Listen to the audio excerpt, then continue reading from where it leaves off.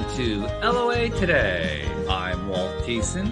With me today are Louis D'Souza and Anne-Marie Young. This is your Daily Dose of Happy. We are so happy you decided to join us today. And as usual, I'm happy to be doing another podcast episode because, as listeners know, I was just in the middle of a very last-minute move to a new home, and I'm settling in after all the chaos and crisis, and it's nice to relax and do something fun again. So thank you guys, everybody who's here, helping me make light out of a happy day that before that wasn't all that happy, to be honest. I almost had hypothermia over the weekend, but we won't go into that. Oh, no. What we'll do is we'll talk about, first of all, Anne-Marie and Louis. How you doing? Hope you guys had a good weekend. Hope you had a better weekend than I did. I mean, well, that wouldn't be difficult, actually. I'm sure we did well. I'm sure. I learned to play chess this did? weekend. We can have I've a never game. played, and I've always wanted to play. So yes, I haven't won a game yet, but I don't think I'm far away. It Good. takes a lot of practice. That's good, though. Yeah, I was going to Yeah, say, it's for one fun. weekend, that's pretty fast. Yeah, chess is a tough game. Yeah, well, I've got the moves written down on a piece of paper in front of me where everybody goes, but I'm beginning to get there, and I'm strategically thinking. But yeah, so that was my weekend, and it was very fun. Very good. All right. Yeah, that's good. I like that. It's got a smile on my face. And we're joined today by Jennifer Seven. Yeah, that really is her last name. Jennifer Seven. What a great last name. Thank you. It's kind of like a throwback for Star Trek fans. It's a throwback to the character Seven of Nine. But that's And if only I looked like her. Yeah. But we're very glad to have you here today. You are is your primary thing weight loss? I know weight loss. I know you're a nutritionist and you have a variety of coaching services. But what's like the focus of what you do? Yes, definitely it would be weight loss and doing it through nutrition. We're not about, not that I don't think it's important. It is important, but we don't do exercise with our clients. We encourage them, but it's really about what you're eating. Okay. I'm going to go out on a limb and say it's also about your mindset. Oh gosh, absolutely. I mean, we all know we need to do, but it's how do we do it? Yeah. Mentally, emotionally, yes, for absolutely 100% for sure. So how did you get involved in doing this? Oh my goodness. Well, actually, I got involved doing some corporate wellness, more from an event planning standpoint, where I was going out to companies all around the DC metro area, which is where I am, and helping them set up health and wellness events for their employees, for the benefit of the employees. And while we were doing that, we were also doing biometrics. So we would do some cholesterol glucose testing just on site and do a quick analysis, like it's high, you need to diet and exercise.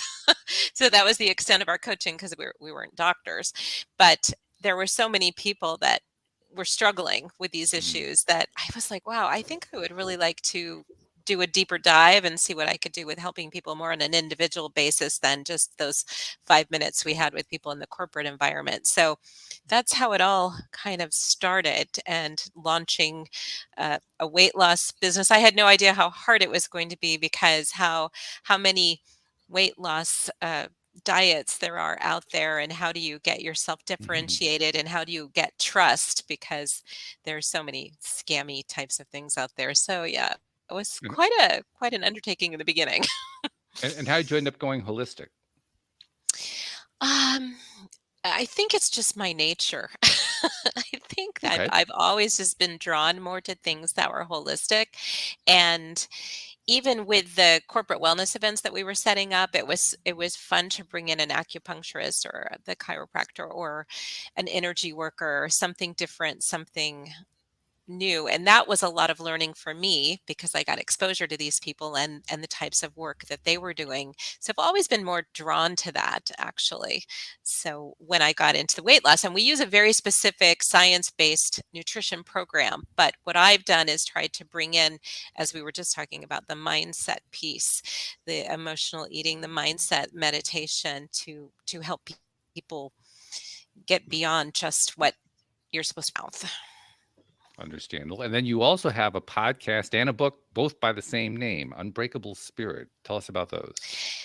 Yes. Well, I went through a very difficult time in my life about 8 years ago, a difficult divorce, and actually ended up going through bankruptcy. And it was a really tough, tough time in my life. Mm, And a few years after that, after I felt like I had gotten past some of that, through all the holistic healing that I decided to go through, I got an opportunity to be a part of the book Unbreakable Spirit, which was co-authored by a number of women who had been through very difficult things.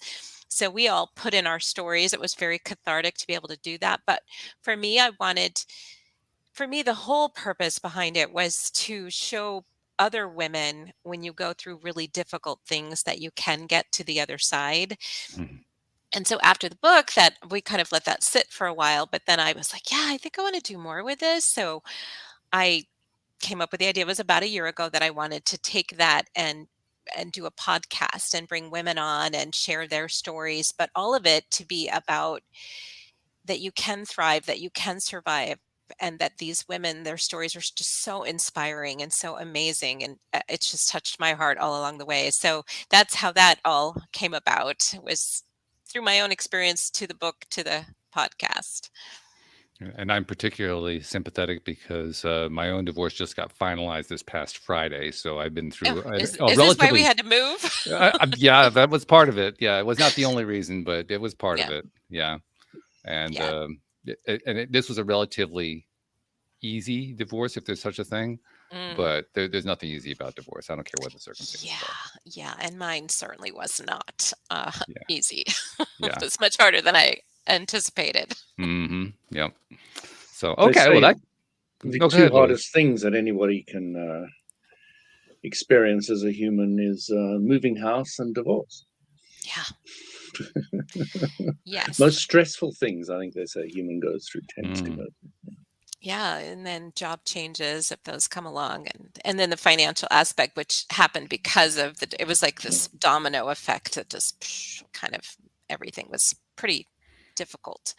Yeah.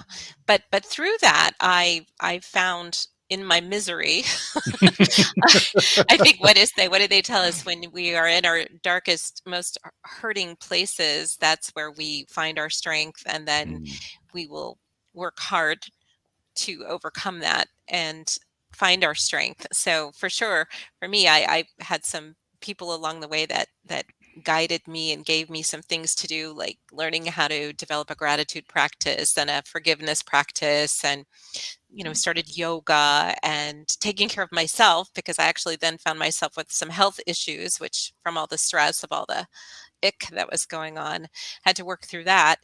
But it it was a journey that I won't say that I was glad I went through it, but I'm glad I went through it, because I am a different person than I was then. And I'm very happy now. So, That actually makes a lot of sense to me because it's like any kind of really traumatic experience. We never want to go through it again, but we always learn the most from it. hmm yeah. Yeah. And it's like I wouldn't be where I am now if I hadn't Right. gone through that. Yeah. Exactly. Yeah. So you're stronger for it. Just don't. No, thank you. I don't want it anymore. Yeah, I know. Well, they say though, if you get too comfortable, something's bound to come on and shake us up again. But they do say there's no rainbow without a rainstorm. Yeah. This is Yeah, true. exactly. Right. So okay, let's go back to the weight issue thing then, Okay. because my understanding is that certainly nutrition plays a significant role. There are a number of things that play a role. Another thing that plays a role in weight issues is emotion. It Mm-hmm. plays a role in a number of different ways. From an LOA perspective, in terms of where you're giving attention, so that's obviously going to have an emotional aspect to it, but also just that weight issues are usually tied to emotional states of various kind, just because there is an association there. There's Mm-hmm. pretty clear association that's been identified by a lot of different people. So I'm curious to know, as you've been working with people, particularly women, regarding weight issues, how much do you find yourself dealing with the emotional side of things? Well, for me, so the weight loss protocol that we offer, and I have health coaches that help me with this. It's very much about it's very black and white. This is what you need to do, how much you eat, when you eat, how much to sleep, et cetera, exactly what to eat.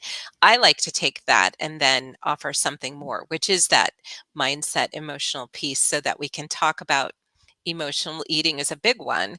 I laugh about this sometimes because it's like, well, you eat when you're miserable. We eat to feed our shame, our guilt, our anger, our hurt, our loneliness, or even our boredom. But then we can also eat out of rewarding ourselves. Well, I feel great today, so I'm going to go have that glass of wine, or I'm going to eat that chocolate cake because something good happened. So it's really, I think, both sides. It's not just the unhappy side. We can do this too as a reward, using food as a reward. But I really like to talk to women about that, feeding that hurt, that negative side, that dark side, and what can we do not to do that? How can we distract ourselves? And it's a vicious cycle because we're already unhappy with ourselves, and as women, I think more than probably men, we really beat ourselves up about our appearance and our weight, and we can look at the media for that, our environment for that. There's a lot of pressure on women to look a certain way. So we're already not feeling good about it. And then we come in and we're trying to do this diet, and maybe we have a bad day, we have a bad weekend, and we start to feel defeated and mad at ourselves and angry at ourselves and really frustrated and ashamed and guilty because we just did all the things we knew we weren't supposed to do. And now we feel really miserable. And it's a vicious cycle. So it causes a lot of spinning around in the same not good place. So I like to approach it with my clients. I'm just like, look, today is a new day. We cannot beat ourselves up about the past. The past is the past. It's done. You can't change it. And try to bring them into that mindful place of let's just be where we are right now, and let's think about what we can do today. I had one client, and I thought it was beautiful words of wisdom. She says, I just take it an hour at a time, from 1 hour to the next. What do I have to do? Because if we make it too big, then it's really hard to stay on track with that. But it's, I don't know if you've ever heard, it's like, okay, so you mess up on Friday, what you really should do is pick yourself up and get right back on track on Saturday. But then it becomes the whole weekend. And then suddenly it's Monday, and then you're embarrassed and you don't want to go in and face your coach. And then if it's like Thanksgiving, then you're like, forget it. Christmas is coming, the holidays, so I'm just not going to do anything till January. It's just this very vicious cycle that we can get ourselves into. Well, the hour by hour thing is actually a great idea. In LOA terms, we call that either pre-paving or segment intending. Basically, intending what are you going to do the next hour? What's going to be your focus for the next hour? And when you break it down into a small segment like that, that becomes much more manageable. Definitely. Yeah. So I really try to help them get their heads in that space. But it's very emotional, very emotional. Yeah. And what are some of the other kinds of issues you experience when you're working with clients? Yeah. Well, so there's definitely the emotional piece. We talk a lot about being prepared and prepping for this, because again, if you have some control of what your week's going to look like or your day's going to look like, and you can get yourself set up for that, either if it means shopping on the weekend or prepping on the weekend and planning out what your meals are going to be for the week, that's definitely going to help. And then in our coaching, we're like, okay, what's coming up? Do we have a birthday coming? Do we have a party coming? Do we have a work event that's going to throw you off? Okay, then let's talk about that. Let's break it down. What can we do? What's our plan going into it? Because at least if you have a plan, you have a halfway decent chance of staying on it than if you have no plan and you just walk in and then you're hungry, or you see something and you're like, oh, okay, I'm just forget the diet for now. And then we're back to where we started. So planning and being prepared mentally, super important. I like to bring in the meditation piece. I like to talk about mindful eating with them. We need to talk about slowing down. Just slow down when you eat, because I don't know if you do it. I do it. Do you ever just eat really fast? Especially if I'm frustrated. Yeah. Yeah. Or you have a lot to do, and like the last thing you do is sit at your desk and just eat real fast because you got to get back to what you're doing. So we need to slow down. We need to give our stomach and our brains time to catch up. It takes about 20 minutes for the hormones to signal from the stomach to the brain that I'm full. So if we eat too fast, we'll overeat. because our stomach hasn't had time to signal to the brain, look, we're full, we're comfortable.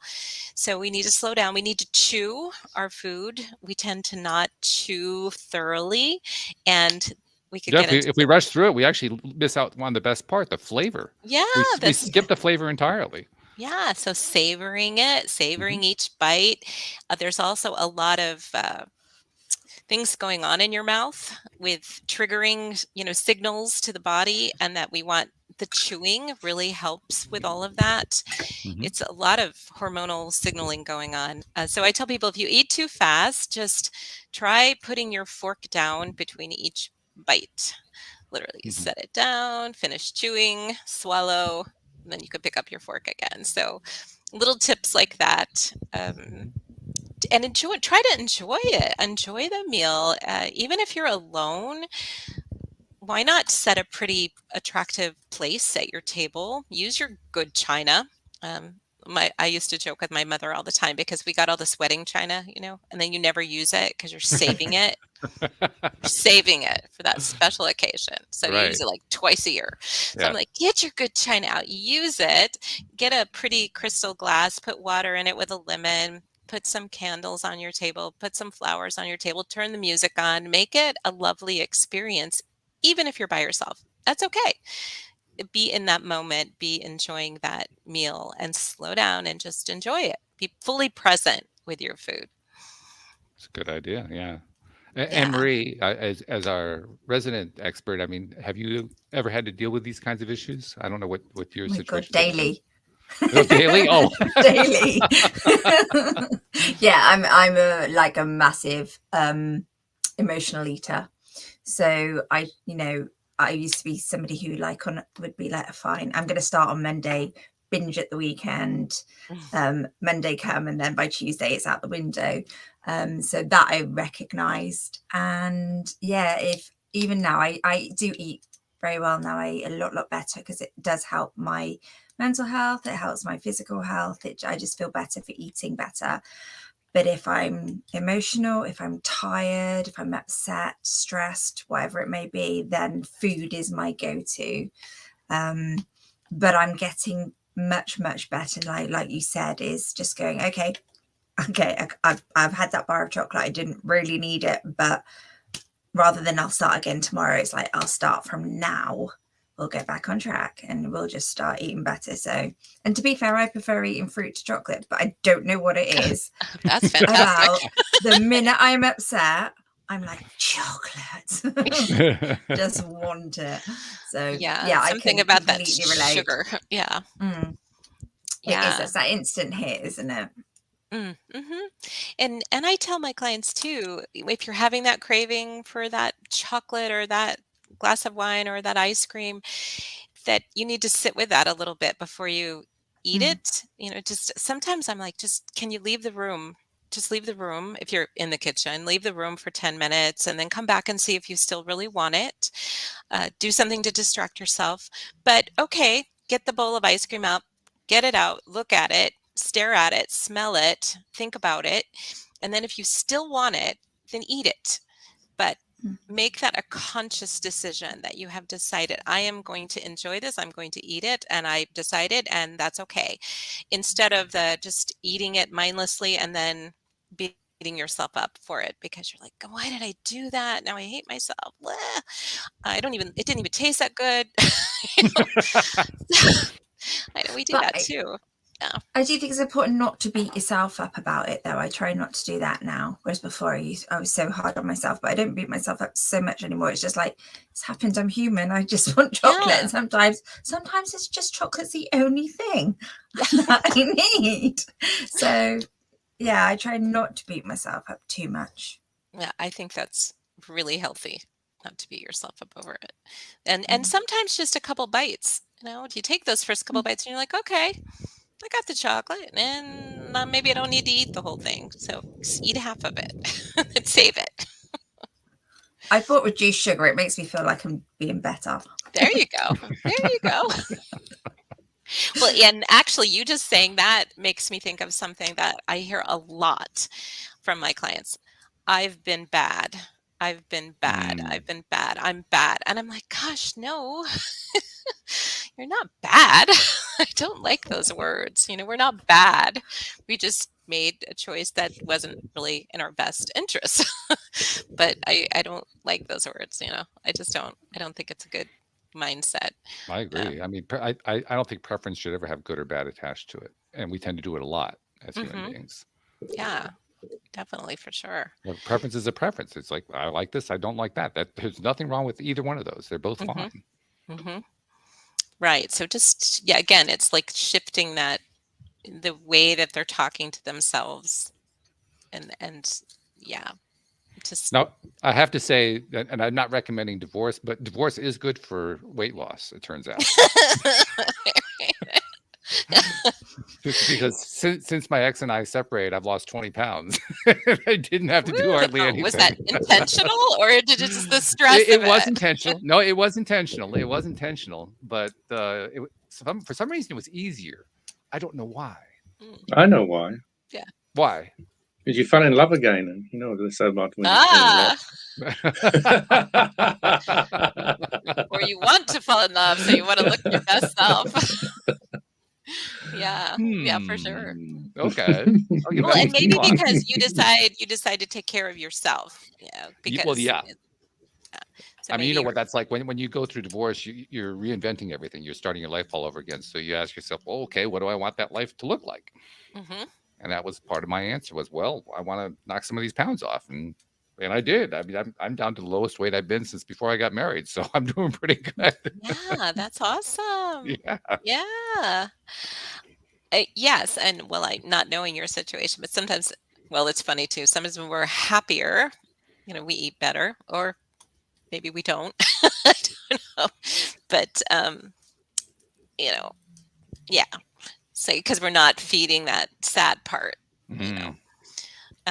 But I think too that one of the reasons I try to bring meditation in for my clients, although that's a little bit more of a struggle for them, is because I believe our bodies inherently know what is good for us, but we get so out of our bodies, we're somewhere else with all our thoughts, that we're not listening to what our body really wants for us. So if we can slow down and start meditating and getting a little bit more in tune to that inner voice, that we will start to make some better choices just naturally. Body wants to be well fed with good nutrients, knows what it needs. That's always a good practice anyway, just learning to listen to that voice, as it's often called. I don't really hear it as a voice, but I know what you mean, that internal messaging system is kind of what I think. Yeah. That messaging system, when we learn to listen to it's helpful. It helps a lot. But Anne-Marie was saying she was listening to it every time she gets stressed. She has some chocolate.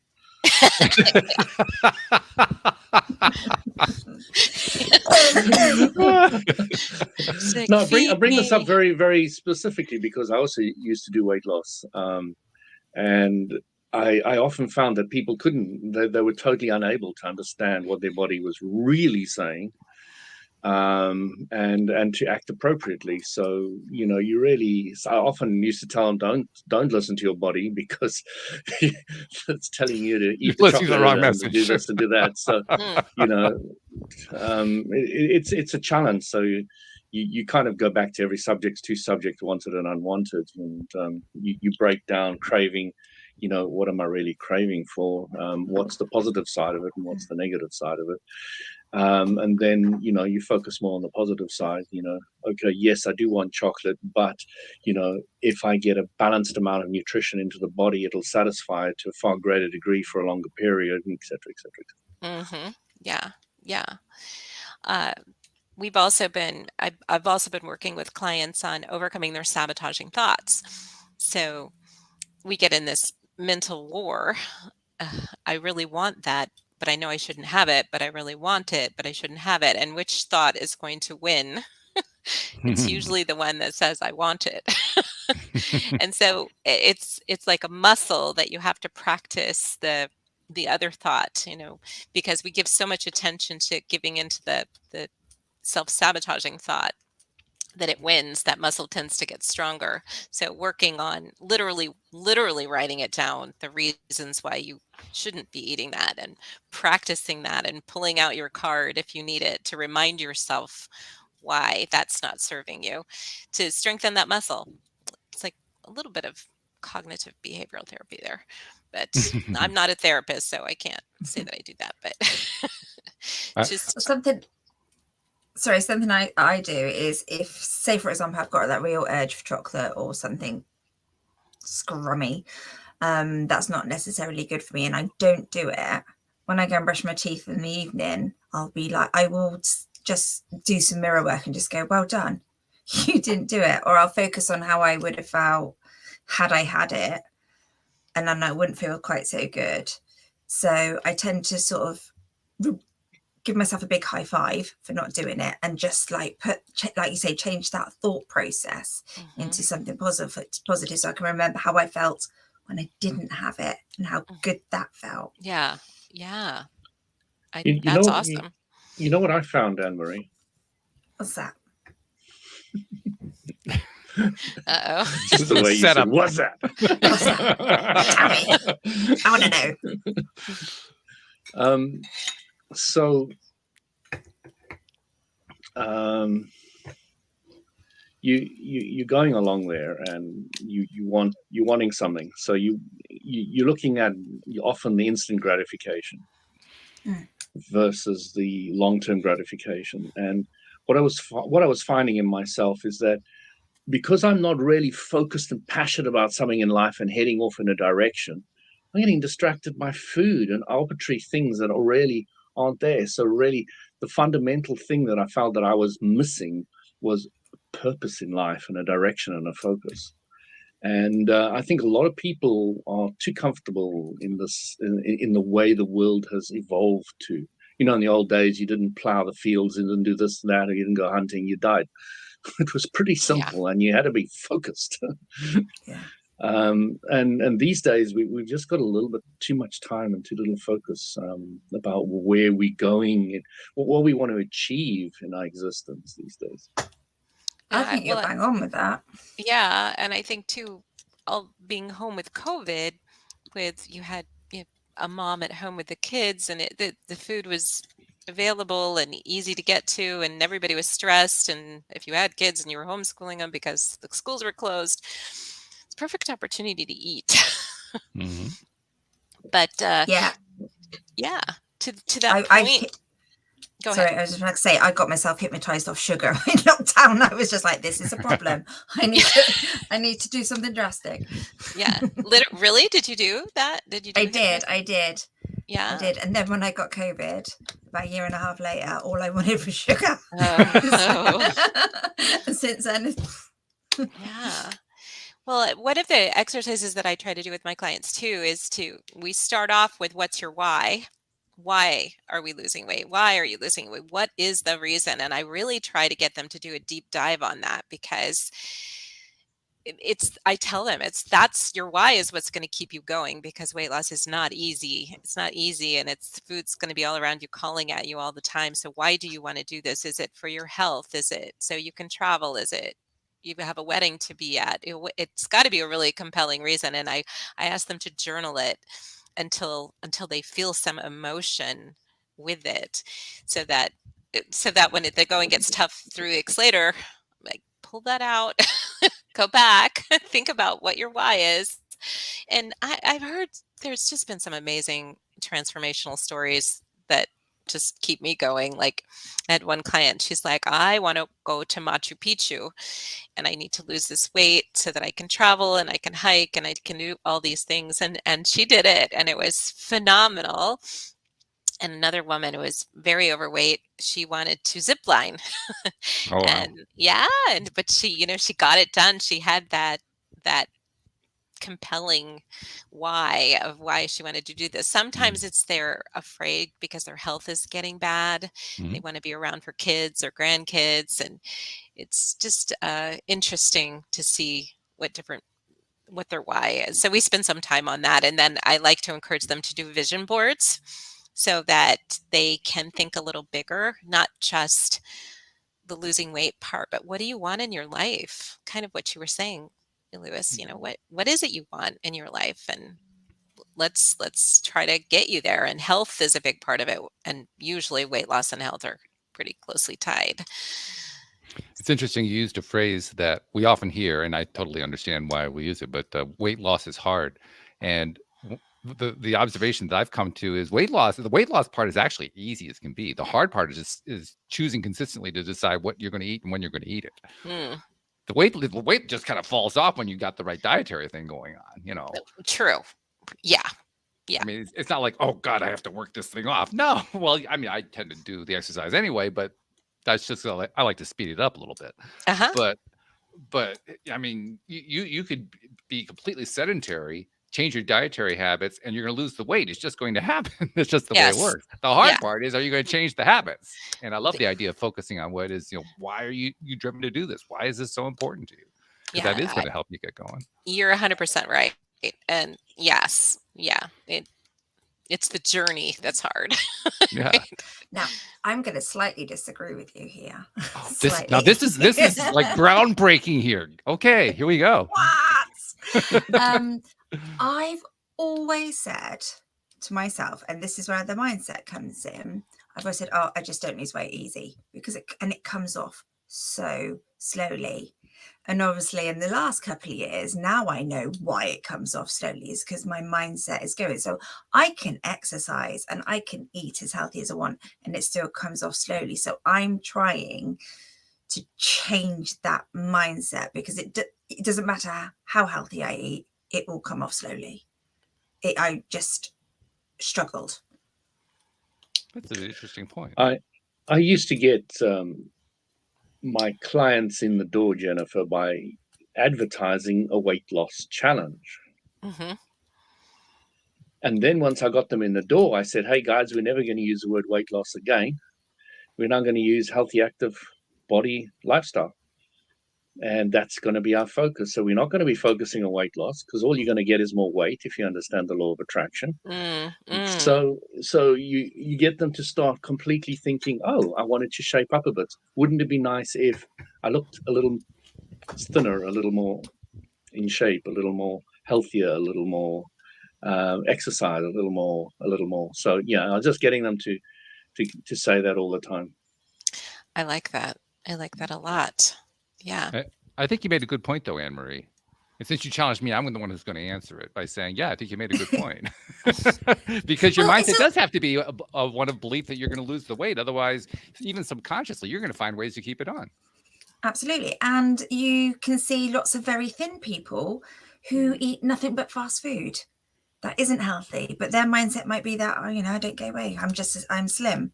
That's my build, It can work anyway. I do think mindset has a lot to do with it. If you tell yourself, I'm always going to be fat, then you're always going to be fat. I always have to lose weight. I have to lose weight. Yeah. Oof. I can't think of anything worse. Yeah. From a mental point of view, really getting to that stage, getting to that place of, oh, I can eat a burger because when I'm eating McDonald's, I'm focused on the protein building my muscle. I'm focusing on the carbs, fueling my brain, and I'm not thinking about anything else. And guess what? Those guys don't suffer McDonald's badly. Oh, gosh, I want to be one of them. No, honestly, you don't. I used to be somebody who could do that. You don't want to be that person. No. I know. Those days are long gone. But that's a powerful mind that can do that. Yeah. And it takes a long time to retrain. It does. Doesn't it? Yeah. So we do incorporate positive affirmations and trying to get them to post them on the mirror, on the refrigerator, on the computer, anywhere and everywhere, so that they are speaking to themselves in a positive way instead of, like you said, what they don't want, rather than what they do want. But that's hard. It's hard for a lot of people. I'm going to ask you a question that pops up in a lot of different topics, not just health or weight loss, but just about every kind of field you can imagine. So it comes up a lot when you're talking about law of attraction. And that is, well, what if you're stuck? Like you're just stuck in this one place and you just can't seem to get out of it. When you get a client who says something like that, how do you go about helping them? Well, if they're stuck in their weight loss, I think the first thing that we go to is, well, because the protocol, the weight loss protocol that we use is very specific and very calibrated. So the first thing that we do is let's really look at what you're eating. So that's not really the mindset part. It's really the science part. And it's usually that they're eating something that they shouldn't be eating on the protocol. And then it's more of understanding why they're doing that and see if we can get them back on track. That's hard. That Mm, yeah, I'm stuck. So I'm like, well, are you plateauing? Is your body isn't responding? Why isn't it responding? What's going on? Yeah, that's like putting on an investigative hat. That's mm. the only answer I can give you there. Okay, no, that's fair. That's fine. Yeah. It's going to be a different answer with every person anyway. So, I mean, Yeah. I ask it just to find out how people are thinking. How are they? Yeah. So How are they if approaching it? thinking out loud, it could be there's so many reasons, but what's going on at home? Sometimes the wife's losing weight, the husband doesn't like it, so he's just getting too attractive, so he feels threatened. So there might be Oh, some geez. sabotage going on at home. I've seen that. I've seen it both ways. Um, so or you suddenly are getting attention that you don't really want. A woman could start getting that attention and she could be like, well, maybe I don't really want to lose anymore because it's protective. It's very Mm. self-protective to carry weight because you don't get the attention. So yeah, that could be a lot of things going on there. A couple interesting observations there. Yeah, not sure I would I have can thought of relate those. to that. Can you? I can relate to that because I realized that I associated being thin, my thinner days, as being my unhappiest days. So I kind of associated when I'm thin, I'm unhappy. So I had to kind of work on that one. One can see why you would not want to go back associate to with that. being fat as being happy? Sorry? Did you associate with being fat as being happy, as the opposite of what the other thinking? No, Okay. not at all. It's but I think I'm trying to think of the right word. I think when you're content, you kind of eat a bit more and you don't worry so much. So I think for me, and also moments of stress, but I think because I'm a lot happier, I'm the biggest I've ever been, and I'm that, I'm really, really happy with who I am now, where I'm going. I'm grateful for all that I'm probably more content in life. So when I look back at how unhappy I was and I relate it to like not eating proper food and eating half of what I probably should eat a day and not looking after myself to get to a thinness, it was just all deprivation. It sounds like you're almost talking like a path of least resistance. Yes. Yeah, because that's the easy way. So I'm going to go the easy way. That's what it sounds like. Yeah. And the path of least resistance leads to the path of most allowing. That's also true. Yes. Well, and it is interesting that it seems like married couples, once they get married, they do settle in and they are happy. Then it's like there's not that pressure to look a certain way because you're trying to attract a mate. So that's some of that weight does come on then. But that's out of probably happiness. Hopefully. Yeah. I'm just saying. To a It point. can work either way. Yeah. Right. Yeah. Because that can work the other way too. It can work both ways. Mm-hmm. Yeah. So you wrote your book. Oh, actually, you contributed to the book. How many people contributed to that book? I think there was eight women. 8 people. Okay. Yeah. And what was your segment about?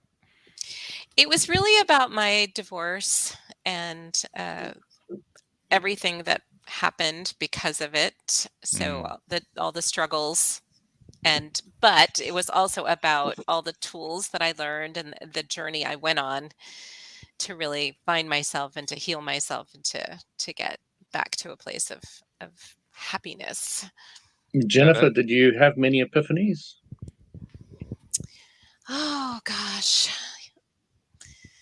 Yeah, the biggest epiphany was the day I decided I wasn't going to stay in the marriage anymore. Yeah. That was the Okay. big epiphany. And I was 54, and I remember standing outside. We lived on 11 acres on this beautiful property, and I just said, "Is this it?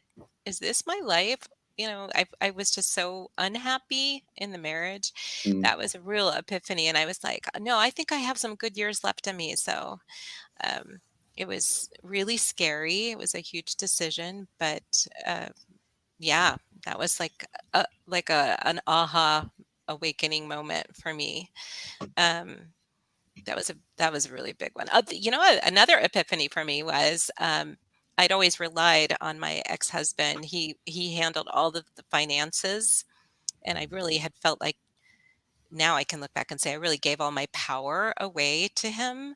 And so going through all that I went through, learning how to stand on my own 2 feet, learning how to take care of myself, having no one to take care of me but me was huge. And so I now feel that I have this like strength that, you know, I can take care of myself. And I probably stayed in the marriage a lot longer than I should have, would have, if I'd known that if I was that confident that I could take care of myself. But Mm. it was very scary. It was So the very flip side scary. is you actually gained some really powerful skills by going through that traumatic experience. Absolutely. Absolutely. I mean, yeah, I just manage my business myself. I mean, I have professionals like CPAs and things like that, but he did Sure. all the taxes. He did everything, and not well, No, which is what got us into all kinds of trouble. that's And not good. No. it wasn't Mm. good, and then ending up going through bankruptcy because of it, and it was just Mm. terrible.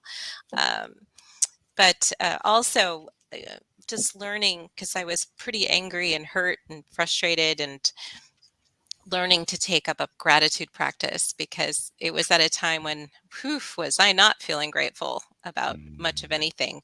And I had a woman I went to, and she said, "Oh, we're going to get you on this different track here." And she says, "I want you to get a journal, and I want you to fill it up with statements of gratitude." And I was at my lowest at that point. I think I had just heard from the IRS that they were auditing me and I owed them all this money. And it was just like, "You're kidding me. One more thing." So I think I was crying, and but yet I also knew that I would do anything I could to make myself better, Mm. heal myself, feel better. So I was like, I'll get the book and I'll do it. And, starting very simply, like I like to tell people when I tell them that this is a good practice. If you have to start with, I'm grateful I have a bed to sleep in. Grateful Yeah. I have food to eat. I'm grateful I have a car to drive. But then that practice will expand upon itself. And yes, I did that whole book, not in one night, but I did it. Absolutely. Which I people and love that. books did influence you the most? I'm curious. Uh, I'm sorry. Which books and or people Oh, influenced you the most? well, okay. Deepak Chopra Okay. was a huge influence and is a huge influence for me. So when I was feeling so lost and scared, he was doing his 90-day. Uh, I think they were 90 days. Maybe they were, no, maybe they were 21 days. He was doing those 21-day meditations, and I hadn't really meditated. So I started listening to those, and his voice alone was just so comforting. But Mm. that took me on a meditation path. I have a very wonderful woman that I was going to for like massage, Reiki massage. And she put me on this path of Kundalini yoga, which I found incredibly healing. Mm. That that was the one place where I could go and do that yoga, and I felt better. I just felt better. Which chakras did you feel the most relief from? Ugh, I don't know. We were starting at the basics because that was all new for me, and I think I just had a lot of healing from all my chakras. But with Kundalini, if you're familiar with it, with Hmm. Kundalini, it's just that feeling of that elevation of that getting into the higher chakras. Hmm. I think that's where a lot of just feeling high, Mm. almost high in a good, very good way. So that was a big part of my journey, was going in that direction. I know that didn't really answer the question about the books, but Chopra was very big for me. And then I went on to become a Chopra meditation teacher. So I Hmm. actually Oh. went through his program, and it's primordial sound meditation is what he specializes in. So that was a big one. Of course, I'm going to just draw a blank now on all my favorite books. That's all right. Or even if you can just think of other Yeah. influences. Mm. Or was Yeah. it just Deepak? Well, Was Deepak the one? Well, for meditation, really, honestly, but I do love, finding other meditations on YouTube, and Mhm. I'm just having a total name fade. But the Kundalini was really transformative for me, just hugely. Uh, and Reiki, and I went on to get my Reiki 1 and my Reiki 2 because I Hmm. just, not that I really practice that. I don't have, I don't have people come to me for that. I just wanted to learn it for myself and, Mhm. use it a little bit around me. So yeah, and Deepak has so many books that I've read. Oh, and then I went on to decide that I wanted to do more with the weight loss than just this is what you eat, this is when you sleep, this is how much you eat, these are the vegetables. I wanted to go beyond that. So that's when I decided to go and get my holistic nutrition certification, because I really wanted to go in that direction. And that was really interesting, learning so much more about foods and food as medicine, and a little bit of herbalism in there, very little. I just fascinated with it. I don't practice that. But yeah, just like a whole new world, really. Yeah, what you're really doing is expanding your knowledge base. I Hmm. mean, you started with a need, or perhaps two needs, depending on how you want to define it, and then you were driven to continue with it. You had that strong motivation. You had that like Louis was talking about. You had that goal you were trying to achieve, that Yeah. place you were trying to get to, and when you had that in place, when you had that going like that, you just want to keep absorbing, right? So the Reiki, Hmm. for instance, you were absorbing information about how does body energy work? How does energy work Yeah. in general? I mean, Hmm. that's basically what you're picking up from that. Yes. Or when you're getting your nutrition certificate, you're learning more about, well, how does the body work? What is the biology behind this? Hmm. What roles do the various kinds of food types play, and so forth. Yeah, you're just absorbing energy in the form of information is what I'm trying to say. Hmm. Hmm. Yeah. Yeah, I'm always fascinated about these things, and going through that holistic nutrition program, things that I hadn't really thought about when you eat meat that has been grown, not grown, but like Mhm. the chickens that are all corralled, and how are they treated inhumanely, and they're not free range, and they're not organic, and same with the beef. When you never having really thought about that, it was like, oh, I get that. Like, if I eat that trauma that those animals have been through, how is that affecting my body? I grew Mm. up in a family that it was just very disconnected. Food was not connected to your body whatsoever. So it always seemed so very separate. And that's something I've learned along the way, is how how really literally connected it is, that what we eat really is very important for what's going on inside our bodies. And that's been part of my whole journey the last probably 15 years, I'd say. um, I call that the energetic connection. yeah, definitely. So getting much more in tune with all of that. Hmm. And then tell us a little bit more about your practice. I mean, the services you offer, and the coaching and all that kind of stuff. Talk about that for a bit. Sure. Yeah. So pre-COVID, it was all in person. So we would do health coaching, and we use as I was mentioning, a very specific protocol. We use this method called the Ideal Protein Weight Loss Method, which is actually a company out of Can Protocol and their food. So it's low carb, low fat. It's ketogenic, very specific, but with coaching along the way. So we have that for weight loss, and it's very effective. I do group coaching more on the mindset piece. And we do food inflammation testing, because that's another thing that I found was like, oh, we could be eating all the right things we think, but what if those foods are causing some kind of inflammatory response in our bodies that we don't know it? So perhaps that's a good place to start. Let's find out what's actually triggering inflammation in the body. Let's take those foods out, and then we can continue from there. You're So I do talking about muscle testing, or? No, it's actually No. blood test.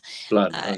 Yeah, it's just a finger stick, and I have a lab I work with, and they'll give us all the results of the different foods, and on a scale of like 1 to 4, what kind of inflammation is occurring in the body. So then we do an elimination uh, program for that.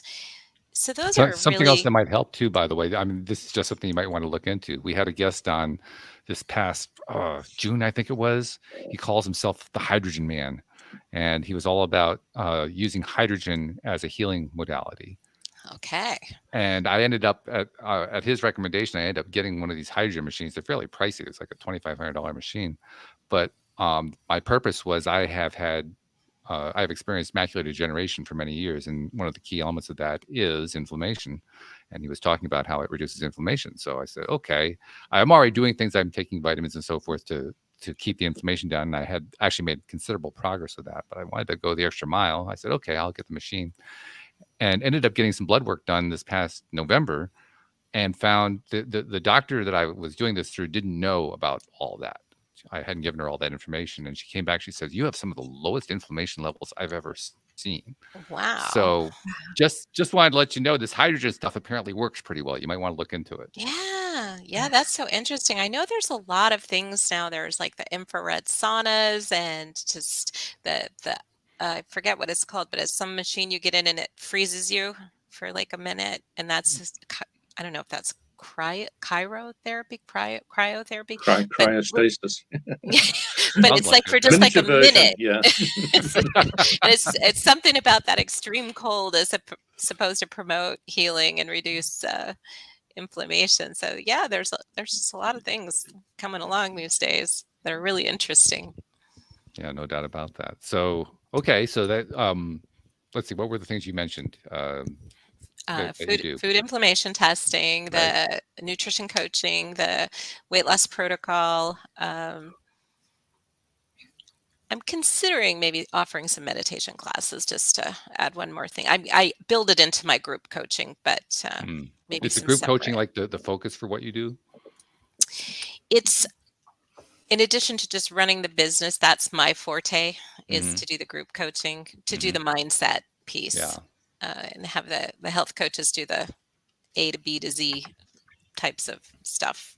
What to eat, when to eat, how much to eat.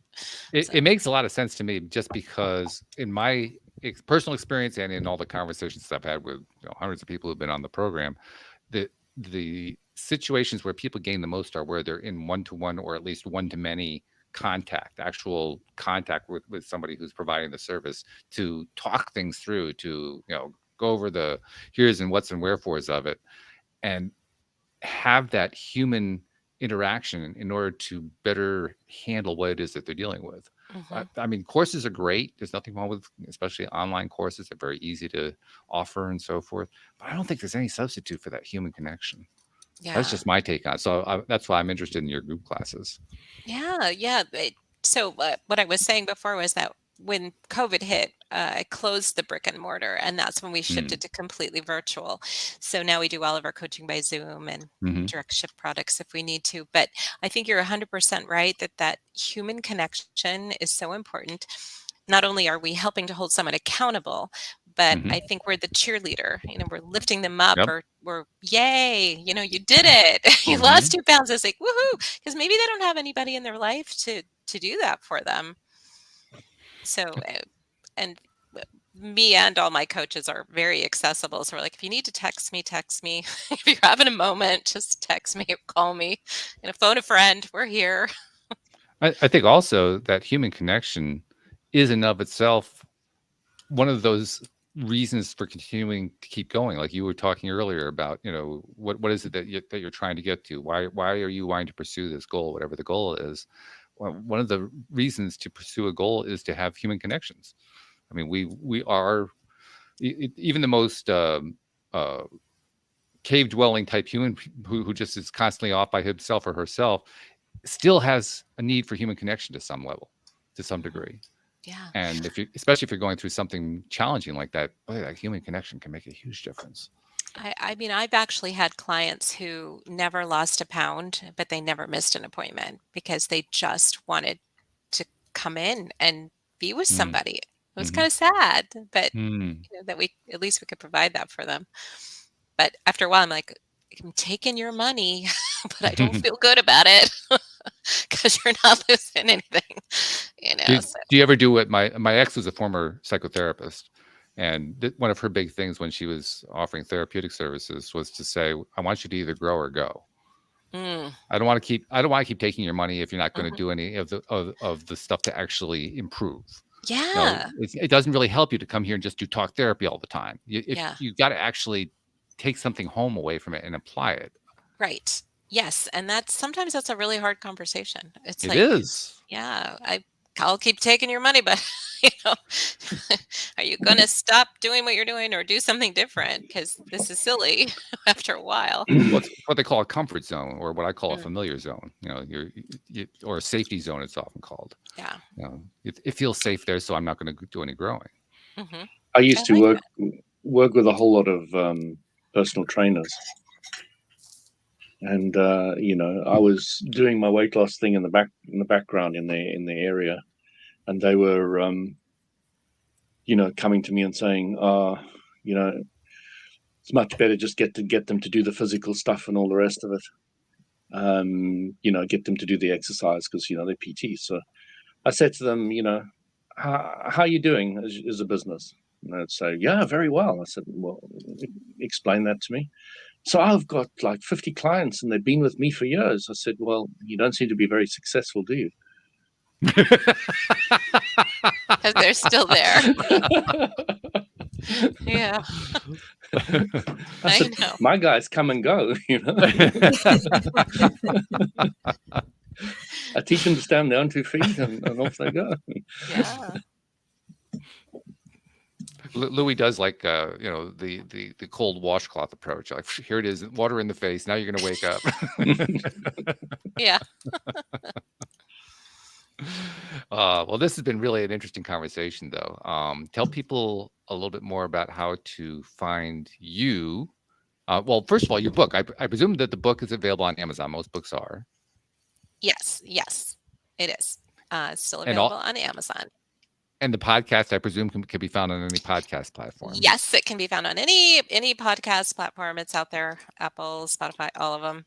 And Unbreakable Spirit. It's inspiring stories of women surviving and thriving. Okay. And it's just some amazing stories on there. I just think if you need some inspiration, there's some great stories. And I could spend another hour just talking about those stories. But for the weight loss, my website, it's www.7company.com. So not 7 spelled out, just the number, because we're all about the number 7. So www.7company.com. I'm on Facebook as 7 Company. Instagram is 7 Company Weight Loss. On YouTube, 7 Company Weight Loss. So I'm everywhere that you can find me. Just 7 Company, I'll come up, or Jennifer 7, and I am happy to offer a free discovery call consultation with anyone that wants to talk about their health goals, and I just help direct them and figure out which way to go. So I'm always open to anything like that for anybody that's interested. That's a beautiful thing. I love that. So thank you for coming on the program. One thing I do like to do with my guests, and I want to do it with you too, because as part of running a business, you know what it's like. You're always reaching out. You're talking to people. You're doing podcasts. You're writing books. You're doing blog pieces, whatever. But you're putting out all kinds of information, and a lot of it's being consumed by people you'll never meet and you'll never see. But you're helping them, and you don't actually get any direct credit for that. You don't even know it's happening. You just kind of know peripherally it's happening. That's about it. So I like to make it a point to say, on behalf of those people who you've never met, you've never seen, who you've been helping all this time, thank you for what you've been doing. And thank you for what you continue to do. Oh, you're so welcome. I love what I do. That helps a lot, doesn't it? Yes, it does. Loving what you do. Yeah. And thank you for having me on.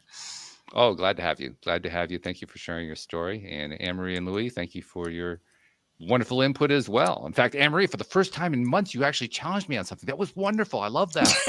You got to do that more often. Get used to it, Walt. Starting a trend. Here we go. Okay. I just opened the Lion's Den. That's okay. It's a good thing. So thank you guys very much. Thank you to podcast listeners everywhere. We'll see you all next time here on LOA Today. Goodbye, everyone. Take care, everyone. Bye.